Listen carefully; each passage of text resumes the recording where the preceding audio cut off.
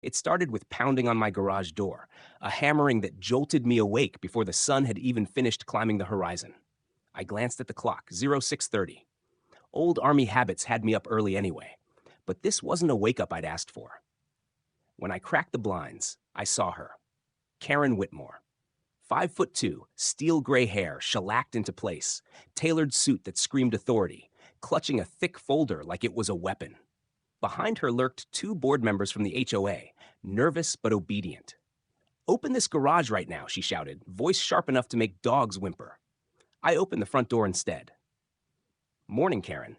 Little early for house calls, isn't it?" She stormed up my driveway, folder raised like a prosecutor about to deliver a death sentence.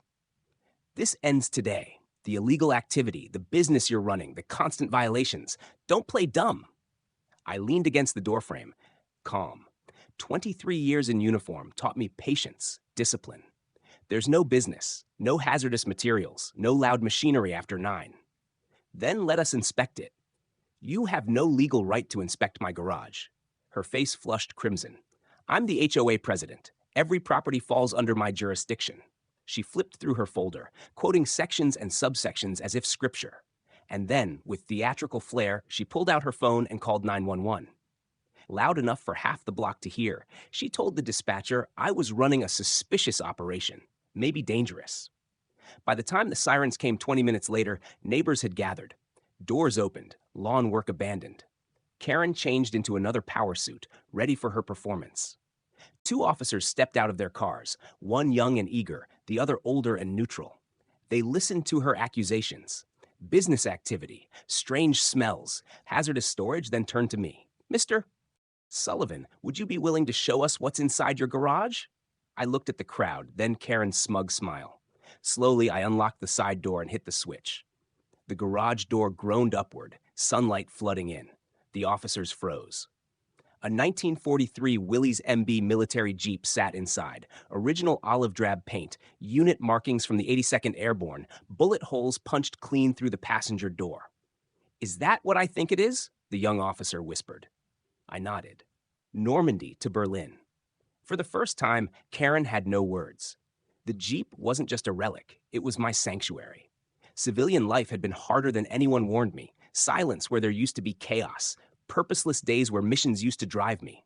Restoring that Jeep had given me focus again, a way to honor ghosts I couldn't bury. Every bolt I tightened, every scar I preserved, was a connection to men who never came home. Karen didn't care about any of that.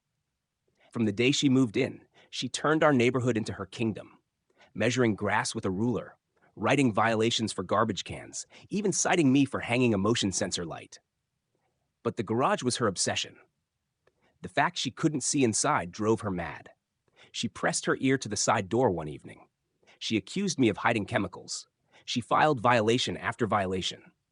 And when intimidation didn't work, she tried isolation, whisper campaigns, with lies about me being dangerous, twisting neighbors against me.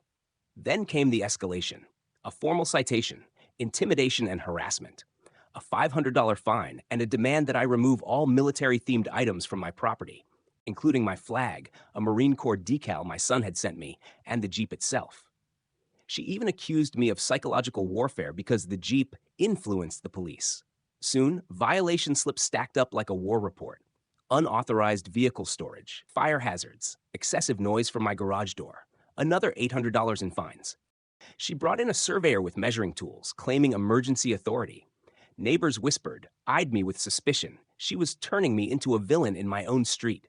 But she underestimated one thing. I wasn't a man who backed down. The turning point came quietly. One neighbor, Mrs. Peterson, left cookies on my porch. Miguel Martinez, a board member, confessed that Karen bullied them into compliance. Officer Brennan, the older cop, came back with police reports documenting every false complaint she had made. One by one, allies began to emerge. Still, Karen struck back. She paraded grainy photos of my garage and yard, holding them high on the sidewalk, shouting about danger. I didn't flinch. I invited anyone who wanted the truth to see for themselves. I opened the garage. Sunlight spilled over the Jeep. Gasps spread through the crowd. Children whispered in awe. Mrs. La Peterson called it beautiful. And for the first time, people looked at me not as a threat, but as a veteran honoring history. The tide shifted. I rolled the Jeep out into the driveway, polished it under the open sky. Neighbors came. Some only lingered a moment. Others stayed, asked questions, shared their fathers' and grandfathers' war stories. Fear unraveled, thread by thread. Even a veteran in his 70s came, trembling as he touched the bullet holes, whispering about friends he lost at Bastogne. That moment silenced even Karen. But she wasn't finished. She called a mandatory HOA meeting, planning to humiliate me publicly, armed with a lawyer and threats of foreclosure. The room was packed. Karen, in full battle mode, declared I'd defied authority, endangered the community, ruined standards. Officer Brennan stood and calmly dismantled her claims. Every police report she'd twisted, every false call, he laid bare. I rose and told my story. 23 years in uniform, Bronze Star, Purple Heart, 3 tours overseas. And the Jeep, how I found it, restored it, preserved it as a tribute to the men who'd fought and bled in it. I showed photographs, the rusted wreck at auction, the painstaking restoration, the gleaming result. Neighbors began speaking up. The Hendersons, grateful for my help after surgery. The Chens, remembering the times I'd shoveled their sidewalk. One after another, they tore holes in Karen's narrative until her empire of fear crumbled. "Karen, you told us he was dangerous," Mrs. Peterson said. "You lied." Board members turned. A motion was made to remove her. It passed, unanimous. Karen screamed conspiracy, shrieked about property values and insurance companies, but no one listened. She stormed out, humiliated, her lawyer trailing behind. That night, as I drove the Jeep home through streets lined with neighbors waving, I thought about Normandy, Belgium, Afghanistan. Different wars, same truth. Victory belongs to those who stand their ground. Weeks later, Karen sold her house. The community breathed easier under new leadership. People came by often to see the Jeep, to ask questions, to remember. The neighborhood I'd wanted from the beginning, peaceful, respectful, decent, was finally real. And every time I rolled open the garage, sunlight spilling across steel and scars, I was reminded that some wars are fought with rifles, others with paperwork. But all of them come down to the same thing: standing up to tyranny, no matter the battlefield.